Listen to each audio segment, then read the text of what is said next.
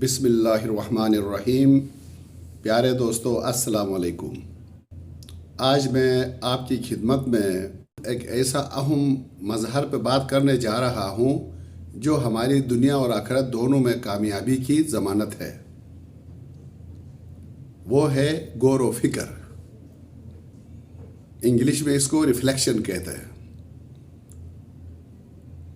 غور و فکر کیا ہے، اس کی ضرورت کیوں پڑتی ہے، غور و فکر کیسے کیا جاتا ہے، اس پہ بات کرنے سے پہلے میں قرآن اور حدیث کی روشنی میں غور و فکر کی اہمیت اور عظمت بیان کرنا چاہوں گا، اور اس کے بعد جدید لٹریچر میں مفکرین نے غور و فکر کی عظمت کے بارے میں کیا کہا، 2-3 باتیں اس پہ ہوں گی۔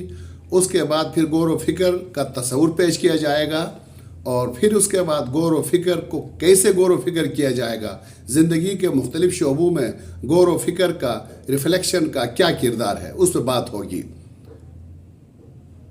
جیسا کہ آپ نے پڑھا ہے، سنا ہے، حدیث نبوی صلی اللہ علیہ وآلہ وسلم ہے کہ ایک لمحے کی فکر 100 سال کی عبادت سے بہتر ہے۔ قرآن پاک غور و فکر اور تدبر کی دعوت دیتا ہے۔ علامہ اقبال فرماتے ہیں، اپنے من میں ڈوب کر پا جا سراغ زندگی۔ اپنے آپ کو سمجھنے کا جو بہترین ذریعہ ہے وہ ریفلیکشن ہے، غور و فکر کی صلاحیت ہے جو اللہ تعالیٰ نے صرف و صرف انسان کو ودیت کی ہے۔ اسی لیے ایک حدیث نبی صلی اللہ علیہ وسلم بھی ہے، من عرف نفسہ فقط عرف ربہ، جس نے اپنے نفس کو سمجھا اس نے اپنے رب کو سمجھا۔ اور مولا علیہ السلام نے فرمایا ہے، اگر اپنے رب کو سمجھنا ہو، اپنے رب کو دیکھنا ہو تو بصیرت کی آنکھ سے دیکھو۔ تو غور و فکر اس ٹول کا نام ہے، اس ہتھیار کا نام ہے جو انسان کے اندر بصیرت پیدا کرتا ہے، اور بصیرت انسان کو اپنے آپ سے بھی ملاتی ہے اور اپنے رب کے قریب بھی کر دیتی ہے۔ ہم ہر روز آئینہ تو دیکھتے ہیں، اس آئینے کے ذریعے اپنی ظاہری شکل و صورت دیکھ کے یا خوش ہوتے ہیں یا پریشان ہوتے ہیں۔ انسان کسی حال میں خوش نہیں رہتا، اگرچہ اللہ تعالیٰ نے وہ عادل ہے، اس نے ہر ایک کے لیے اس کے چہرے کے حساب سے ناک، آنکھ، منہ، ہر چیز اس حساب سے دیا ہے، لیکن کوئی اپنے ناک سے خوش نہیں ہے، کوئی اپنے آنکھ سے کوئی خوش نہیں ہے، کوئی اپنے کلر سے خوش نہیں ہے۔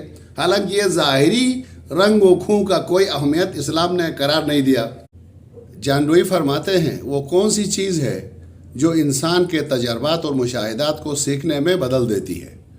اور اس کو ایک اور انداز سے جان ڈوئی نے ہی فرمایا ہے، we do not learn from experiences, we learn from reflecting over the experiences, reflecting on the experiences۔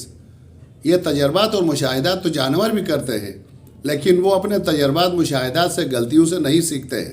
صرف اللہ تعالیٰ نے انسان کے اندر وہ سوچنے کی صلاحیت، وہ غور و فکر کی صلاحیت دی ہے، جس کو استعمال کر کے انسان اپنی غلطیوں سے، اپنے تجربات سے سیکھتا ہے، اور پھر اپنی لرننگ کو، اپنے سیکھنے کے عمل کو نئی نسل تک کمیونیکیٹ کرتا ہے۔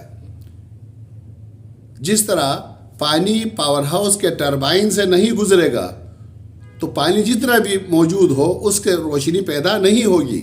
تو ٹربائن کا کام عقل کا ہے، جس طرح ٹربائن پانی کو روشنی میں بدلتا ہے، جس طرح ہاضمے کا سسٹم جو ہے وہ غذا کو غذائیت میں بدل دیتا ہے، اسی طرح اللہ تعالیٰ نے انسان کے وجود میں ایک عقل چیز بھی رکھی ہے، ریشنل پاور ہے، جو انسان کے تجربات کو، مشاہدات کو، یا جو کتابوں سے انفارمیشن ہم جمع کرتے ہیں، ان کو لرننگ میں بدل دیتی ہے، کردار میں بدل دیتی ہے۔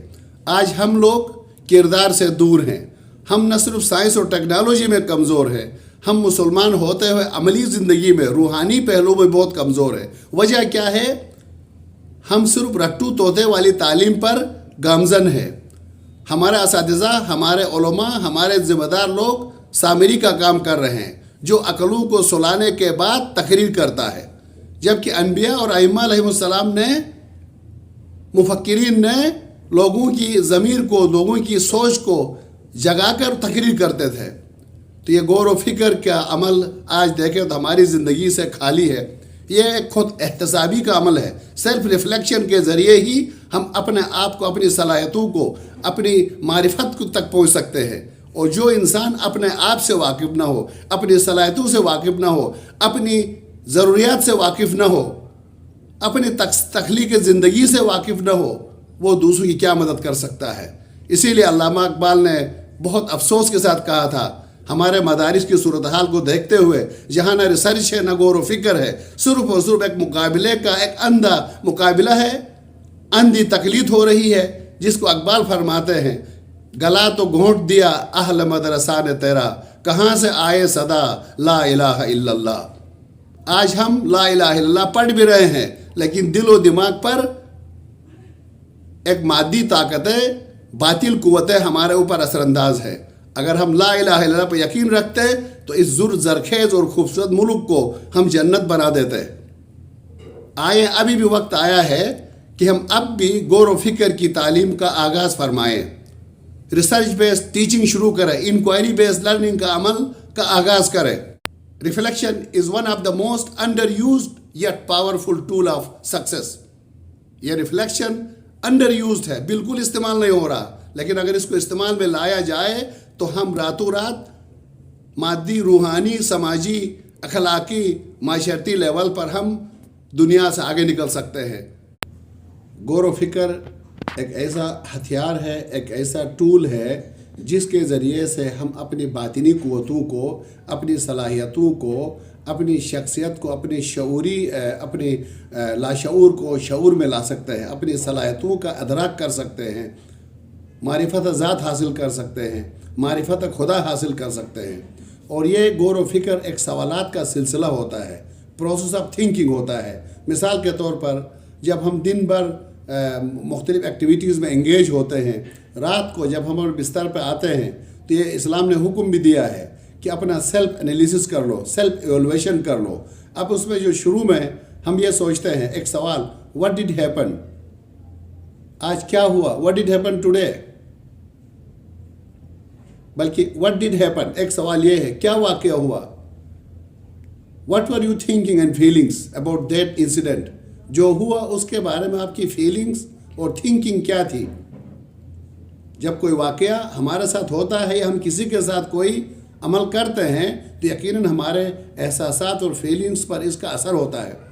پھر اس کے بعد اس واقعے کے اوپر جب ہم غور کرتے ہیں، پھر جو سوال آتا ہے، what were the good and bad points about that experience؟ اس واقعے میں کون سی باتیں ہمیں اچھی لگی، کیوں لگی، اور کون سی باتیں ہمیں اچھی نہیں لگی، کیوں نہیں لگی؟ کیا یہی رویہ مجھے دوسروں کے ساتھ اختیار کرنا چاہیے؟ اگر کسی کا ایک رویہ، کسی کی بات مجھے اچھا نہیں لگا ہے تو مجھے بھی دوسروں کے ساتھ وہ رویہ اختیار نہیں کرنا ہوگا۔ جب یہی فیلنگ میرے اندر آئے گی، یہی ریئیکشن میں دوں گا تو میری ذات میں بہتری آئے گی۔ اور اس کے بعد انالیسس کا آتا ہے، what did you learn from that experience؟ ایک واقعہ ہوا، اس سے آپ نے کیا سیکھا، اپنی لائف کے لیے کون سا لیسن ڈرائیو کیا؟ اور اس سے اگر آپ کوشچن، اگر یہ واقعہ دوبارہ رونما ہو، آپ کا ریئیکشن، آپ کا اس کے لیے رسپانس کس طرح کا ہوگا؟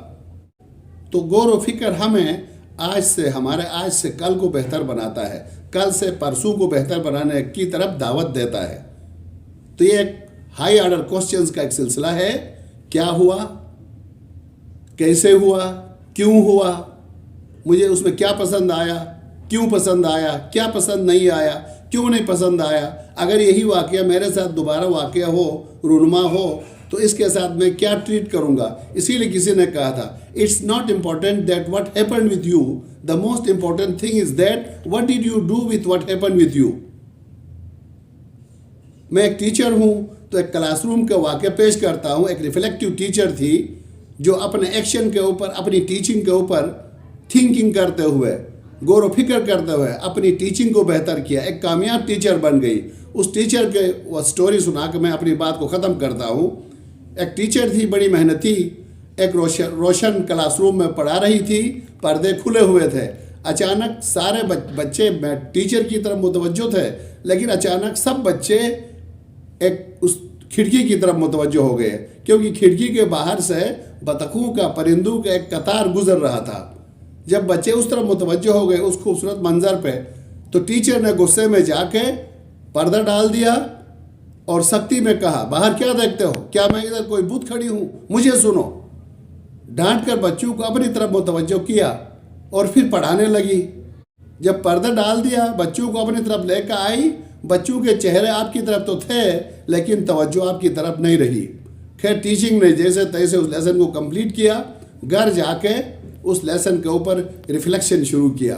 Because she was reflective teacher, reflective practitioner. जो रिफ्लेक्टिव लोग होते हैं वो हर अमल के ऊपर, हर एक्शन के ऊपर गौर करते हैं, उससे वहाँ नताइज निकालते हैं, मीनिंग मेकिंग करते हैं और आने वाले दिन को बेहतर करते हैं। आने वाला एक्शन उनके प्रीवियस अमल से बेहतर होता है। तो उस खातून टीचर ने गौर व फिक्र शुरू किया। पहला सवाल ये पूछा, आज मेरे क्लास में क्या हुआ, मेरा लेसन कहाँ से ख़राब होना शुरू हुआ। जब बच्चों ने कतार की तरफ, परिंदों की तरफ, नेचर की तरफ मुतवज्जो हो गए तो मैंने जाके पर्दा डाल दिया। क्या बच्चों और उस नेचर के दरमियान जो उनकी मोटिवेशन का सबब था उसके दरमियान में हाइल हो गई, इससे मैं अपने मकसद में कामयाब हो गई? जवाब ना में था। आपने अपने अना को तस्कीन तो दिया लेकिन बच्चों की तवज्जो हासिल करने में, मोटिवेट करने में नाकाम हो गई। फिर आगे सवाल पूछा, अगर यही वाक़या दोबारा हो जाए तो फिर मैं क्या करूँगी? फिर उसका जवाब था, मैं जाके खिड़की भी खोलूँगी, बच्चों को उस मंज़र को पूरा एंजॉय करवाने के बाद अपने लेसन को उस मंज़र के साथ, उस एक्सपीरियंस के साथ लिंक करके लेसन के अंदर जान डालूँगी। तो इस तरह मेरा लेसन भी अच्छा होगा, बच्चे भी खुश होंगे।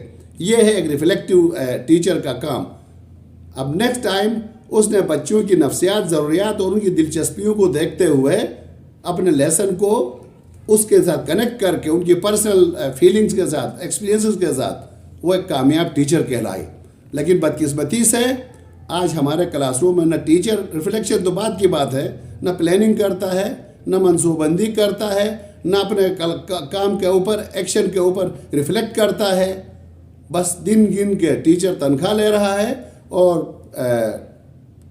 फीस ले रहे हैं और बच्चे जो है दिन गिन के महीने के बाद 2 महीने इम्तिहान दे के पास होकर एक बेरोज़गार ग्रेजुएट की शक्ल में माशरे के ऊपर बोझ बनते हैं। या जिनको अच्छी पोजीशनें मिल भी जाती है, हमारा सीएसएस का जो प्रोसेस है वो क्वेश्चनेबल है, उसके अंदर गौर व फिक्र नहीं है। वही लोग ऊपर आ जाते हैं जिनको गौर व फिक्र क्या है उसको पता ही नहीं है, मुल्क को कैसे आगे लेके जाना है। अजीम कौमों के जो ब्यूरोक्रेट्स होते हैं, जो पढ़े लिखे लीडर्स होते हैं, वो कौम को, मुल्क को आगे लेके जाते हैं, नई नई राहें ईजाद करते हैं। लेकिन हमारे ग्रेजुएट्स, हमारे एजुकेटेड लोग, हमारे सीएसपी ऑफिसर्स, हमारे एजुकेशनिस्ट वही पुरानी डगर पे चलते हुए मुल्क को रोज़ बरोज़ गुमनाम गहराइयों में डालते जा रहे हैं। अल्लाह ताला हम सबको तौफीक दे कि हम गौर व फिक्र करें, हम दूसरों की बजाय अपना एहतिसाब करें, दूसरों में खामियां ढूंढने की बजाय दूसरों की खूबियां तलाश करें, ताकि मेरे अंदर भी वो खूबियां इन हो जाए और मैं अपने अंदर अपनी खामियां तलाश करूं, सेल्फ इम्प्रूवमेंट की तरफ जा रहा हूँ, सेल्फ अवेयरनेस की तरफ जाऊँ, सेल्फ रिफ्लेक्शन की तरफ जाऊँगा। और ये काम इससे क्या होगा, जब मैं अपना जायज़ा लूँगा, अपनी नफ्स की इस्लाह करते हुए लोगों से अच्छाई करूँगा तो बुरा इंसान भी अच्छा होता रहेगा। और क्लासरूम में रिसर्च बेस्ड काम होगा, सुनी सुनाई बातों पर तासुबात के दलदल में घसीटते हुए इलाकायत, सूबायत और मगरबियत के उस पर लोग अपनी रोटी कमा रहे हैं। आए हम रिफ्लेक्शन के ज़रिए, गौर व फिक्र के ज़रिए एक कौम बने, तासुबात को दफन करें। ये न देखें कि कौन कहता है, बल्कि ये देखें कि क्या कहता है। जब हम इस फ़लसफ़े पर अमल करेंगे तो हम इल्म की तरफ जाएंगे, रोशनी की तरफ जाएंगे, हकीकत की तरफ जाएंगे। अल्लाह ताला हम सबको तौफीक दे कि हम अपने हर काम का मुहासबा करें, रिफ्लेक्ट करें और आने वाले दिन को, आने वाले काम को बेहतर करते हुए अपने मुल्क को, कौम को एक नजात के किनारे की तरफ लेके जाएं। वस्सलामु अलैकुम व रहमतुल्लाहि व बरकातुहू।